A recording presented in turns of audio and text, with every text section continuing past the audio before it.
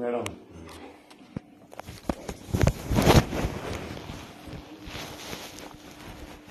ఇంకోటి ఎస్బీఐ ఆయన ఉంది కదా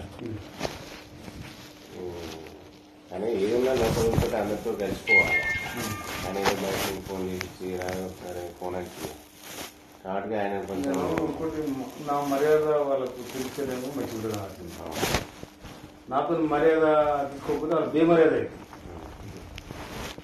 అదే మీరు అదే ఎవడే సంసారి చెప్పండి, ఎవడు సంసారి చెప్పండి, ఎవడో సుధపు చెప్పండి. ఎలా దాదాపు కోట్ల రూపాయలు ఖర్చు పెట్టి గెలిచింది. ఇక నా ముందే కట్టుకొని రేపు ఎన్నికల కోసం పెట్టుకుంటాను. నేను బయటకు వెళ్తే రోజు ₹1,00,000 కట్టుకుంటాను. మళ్ళీ ఇంటికి వచ్చాక దిగుకుండా అయిపోయింది. మామూలుగా మీరు డబ్బులు తీసుకుని అది ఎంత చేసారు అయితే ఏమైంది అన్యవాడం వినంగా అయితే బండి దూరం ఉంది, బొమ్మ దగ్గర ఉంది, మీరు నడుచుకుని ముందుకు వెళ్తారు డబ్బులు లేవు టైంకి పెట్టుకోండి. అప్పుడు నేనే ఇచ్చినాక మనోడు 50,000 ఇంత ముందుకే 50,000 కట్టుండే అప్పుడే తప్ప చేసినాం లెక్క పెట్టి 5-10,000 మిగిలినాయి అడిగేటట్టు విన్నారా. నేను వచ్చాడే గట్టే ఉండేది పరిస్థితి. ఇట్లా ఈ చిల్లర వచ్చి ఈ బర్కది కూడా ఉండేది నాకు ఎరకది.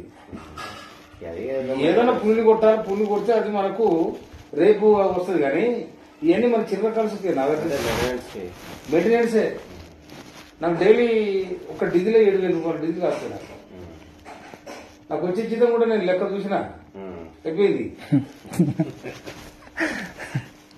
ఎవడు ఉండడు. నేను మొన్న 50,000 కట్ట తీసుకొని పోయినా ఇంటికి వచ్చారు 5,000 లేవు. నా ఆఖరి 2,000 నా జైలు వెళ్తే గడపచ్చి 2,000 డీజిల్ లేవంటే మా పిఏ దగ్గర నాకు అకౌంట్ ఉన్నాయి సార్, నేను కొట్టిస్తాను కుట్టిన ఆ రోజు పిఏ అన్న బండి బండి ఉన్నట్లు 5,000 బదులు అంటారా అంటే ఇచ్చిన. తర్వాత నాకు ఇచ్చినప్పుడు చూసేవారు మున్సిపల్ ఆఫీస్ కానీ నాకు ఇచ్చారు. ఏదో వెళ్ళకుండా నాకు కట్ట సార్ పొద్దునే వస్తాయి అంటే ఏదుంటాయని నా ఇచ్చినా.